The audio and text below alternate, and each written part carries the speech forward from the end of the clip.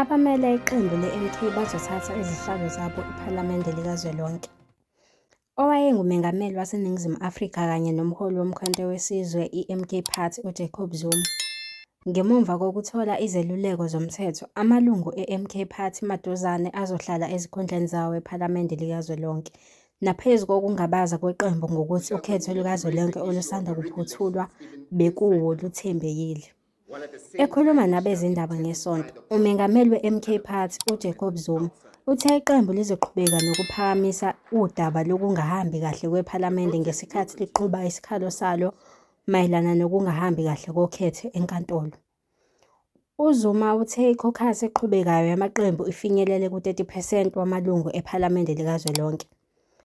Sikholelwa ngokuqinile ukuthi bekungenxa yokukhwabanisa okukhulu okhethweni noma okunye okungahambi kahle. Lelo nani belizoba phezulu kakhulu futhi mhlawumbe ngeningi. Uthe ngisho nangemuva kokugetshengwa kwasemini, ukuzuza cishe ama-30% esishayamthetho sikazwelonke kusibeka ethubeni eliqinile lokulwela inkululeko ephelele yabantu abamnyama base-Afrika. UZuma uthe MK inombono oqinile wokuthi ukhetho lwango-2024 lwalukokotelwe nokuthi iqembu lakhe lakuveza lokhu ku-IEC ngaphambi kokuba lenze isimemezelo mayelana nobulungiswa bemiphumela yokhetho. Impatho eyadumaza kakhulu kwaba lapho amaqembu ezombusazwe angu-26 efaka izikhalazo ezicishe zibe ngu-600 ngobusuku bango-1 Juni esikhungweni semiphumela ye-IEC.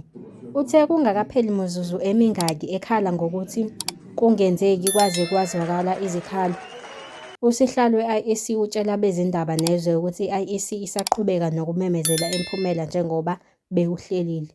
Lokhu kwenzeke nakuba i-IEC isinezinye izinsuku ezine ngaphambi kokuthi ikhiphe imiphumela. Kungumbono wethu onamandla ukuthi ukumenyezelwa kwemiphumela ngaphambi kwesikhathi bekungekho emthethweni nakancane. Isizathu esisodwa sokujaha kuwukujabulisa izimakethe. Ngabantu abavotile, hhayi izimakethe.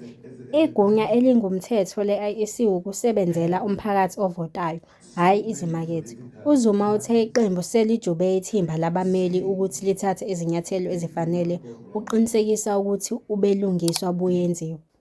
Iqembu le-MK ngoLwesihlanu lifake isicelo enkantolo yokhetho sokuthi ukhetho lwangomhla zingama-29 kuNhlaba belungakhululekile futhi kufanele kwenziwe ukhetho olusha.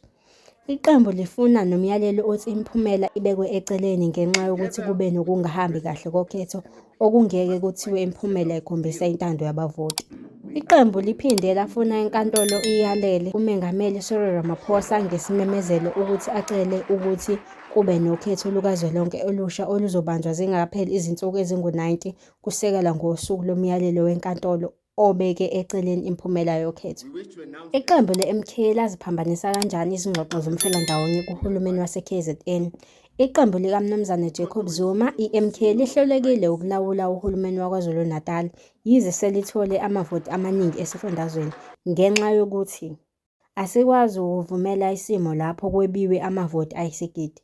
Ithimba lezomthetho lizobika ngezindlela ezingase zibe khona. Kulindeleke njalo ukuthi samukele lokhu okusobala ukuthi akwamukelekile. Sithi sekwanele, kusho uZuma. Unxuse abantu ukuthi bafune ukwaziswa ngokwenzeka ngamavoti abo. Ngakho-ke, ngesikhathi esifanele sizocela abantu bakithi ukuthi bakhombise ukungenami kwabo kukho konke lokhu kungabi nobulungiswa ngokuthula emgaqweni, ezinkantolo nasephalamende kuze kube zonke izikhalo zethu ziyalungiswa. UZuma uphinde wathi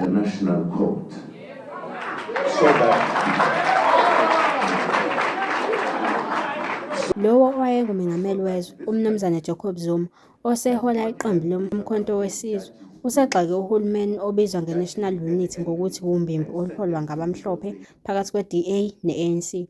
Unxuse abezindaba ukuthi bayeke ukuqhakambisa lo mqondo futhi wathembisa ukuthi uzobaveza athi basebenzela ukubuyisela iNingizimu Afrika kubandlululo. UZuma ngesikhathi ekhona akazange aqale akhulume kodwa isitatimende sakhe sifundwe nguNhlamulo Ndlela, okhulumela leli qembu.